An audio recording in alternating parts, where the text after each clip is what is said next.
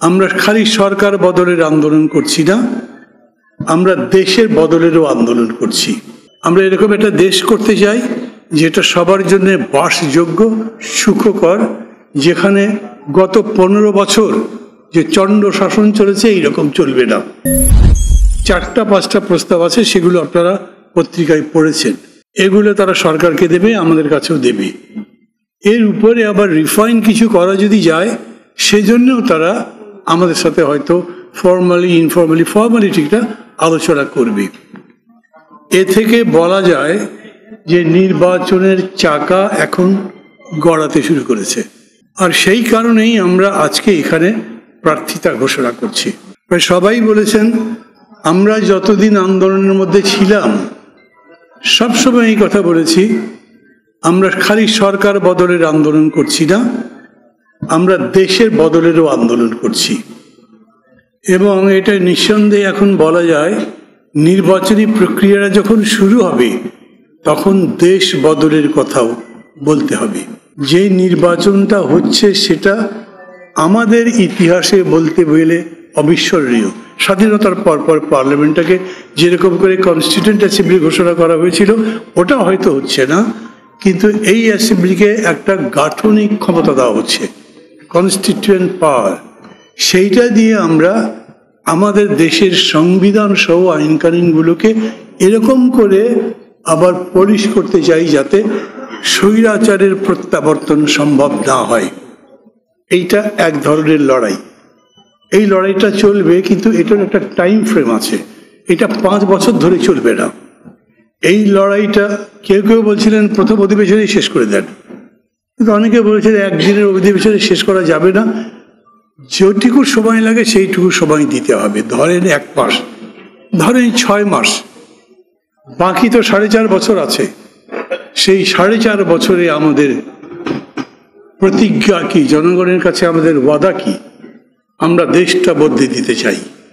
আমরা এরকম একটা দেশ করতে চাই যেটা সবার জন্য বাসযোগ্য, সুখকর, যেখানে গত 15 বছর যে চণ্ড শাসন চলেছে এইরকম চলবে না। এখন সেই পথে আমাদেরকে যেতে হবে। আমাদের একটা মোর্চা তো আছেই, গণতন্ত্র মঞ্চ, যার পক্ষ থেকে বলছি। আমাদের যুগপথ ছিল, সেই যুগপথ ছিল প্রধানত স্বৈরাচারকে উৎখাত করার কাজ, সেটা করেছি আমরা। কিন্তু চলতে চলতে আমরা একটা সংস্কার কর্মসূচিও করেছি 31 দফা, কিন্তু 31 দফার ভিত্তিতে সংস্কার কর্মসূচি যায়নি। কমিশন তাদের মতো করে এটা স্প্রেডশিট করে আমাদের কাছে দিয়েছেন, আমরা তার উপরে আলোচনা করেছি, তার ভিত্তিতে যতদূর পারা যায় করা গেছে। তাতে 6টা কমিশন নিয়ে কথা হয়েছে, বাকি 9টা নিয়ে কথা হয়নি, কিন্তু সেগুলো হতে হবে। কিভাবে দেশটা বদলাবে, আগামী নির্বাচনের জন্য এইটা একটা বড় এজেন্ডা। সবাই নিশ্চয়ই খেয়াল করেছেন, পরশুদিন ঢাকা বিশ্ববিদ্যালয়ে ইয়েল ইউনিভার্সিটির হিস্ট্রি যে অধ্যাপক এসেছিলেন, এঙ্গারম্যান, উনি এই উপমহাদেশের 6 জন অর্থনীতিবিদ দিয়ে, এর মধ্যে নোবেল লরিয়েট আছেন 2 জন, তাদের উপরে গবেষণা করেছেন, কাজ করেছেন এবং বলেছেন উন্নয়ন মডেলের নতুন ধারণার কথা। এটা ঠিক। ওইখানে ওয়াহিদুদ্দিন মাহমুদ আবার বক্তৃতায় বলেছেন, এখন আর আগের ওই আদর্শগত মতভেদের বিষয় নয়, এখন মূলত ওয়ার্কিং কাজটাই মেইন। কীরকম করে আমরা চেঞ্জটা করতে চাই। আমরা যেরকম করে নির্বাচনী ম্যানিফেস্টো দেই, আমাদেরকে বলতে হবে। ও এঙ্গারম্যান আর একটা কথা বলেছেন যে দারিদ্র অনেক পরিমাণে কমেছে, কিন্তু তারপরেও বৈষম্য দূর করার ব্যাপারটা অধরা আছে। অথচ এত অভ্যুত্থানটাই হয়েছিল একটা বৈষম্যহীন সমাজ গড়বার জন্যে।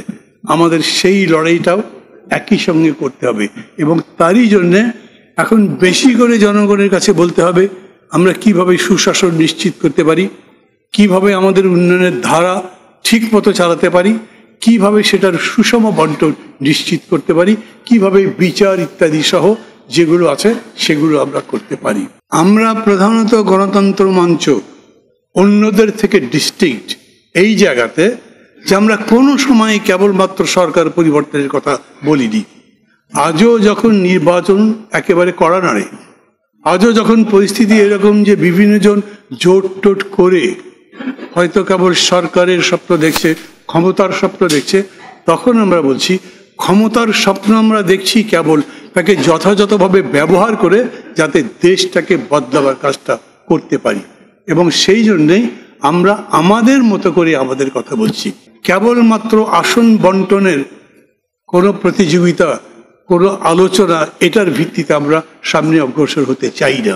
আমরা যাদের সাথেই কথা বলবো, আমরা কারোর সাথে কথা বলার ব্যাপারে রিজার্ভেশন রাখছি না, কিন্তু যাদের সাথেই কথা বলবো তাদেরকে বলবো আমরা এরকম একটা দেশের স্বপ্ন নিয়ে লড়াই করেছি, মানুষ এরকম একটা দেশের স্বপ্ন এখনও চোখের মধ্যে পুষে রাখে, বুনে রাখে। আমরা সেই স্বপ্ন বাস্তবায়ন করবার জন্য যা যা দরকার, লাইক ইলেকশন ম্যানিফেস্টো যেরকম হয় সেরকম করে, কিন্তু আবার সেটা বলি, সেটা হচ্ছে তত্ত্বের তত বেশি কচকাচারি নয়, যত বেশি প্র্যাকটিক্যাল ইমপ্লিকেশন এবং তার ইমপ্লিমেন্টেশন সম্পর্কে আমরা ব্যাখ্যা করতে পারি। সত্যি সত্যি কিভাবে বিজেপি চুরি বন্ধ হবে, সত্যি সত্যি কীরকম করে রিলিফ চুরি বন্ধ হবে, বৃদ্ধ ভাতা, বয়স্ক ভাতা, বেকার ভাতা, মহিলা ভাতা বন্ধ হবে, চুরি, এগুলো আমাদেরকে বলতে হবে। আমরা জানি যে এই লড়াই করবার সময় অনেকের সঙ্গে আমাদের খিটিপিটি হতে পারে। আমাদের এখন পর্যন্ত রাজনৈতিক দলগুলো বিভিন্ন রকম অভিযোগের মধ্যে অভিযুক্ত আছেন। আমরা তাদেরকে বলবো এই সমস্ত অভিযোগ দুটো তিনটা শাস্তিমূলক ব্যবস্থার মধ্যে দিয়ে সমাধান হবার মতো নয়।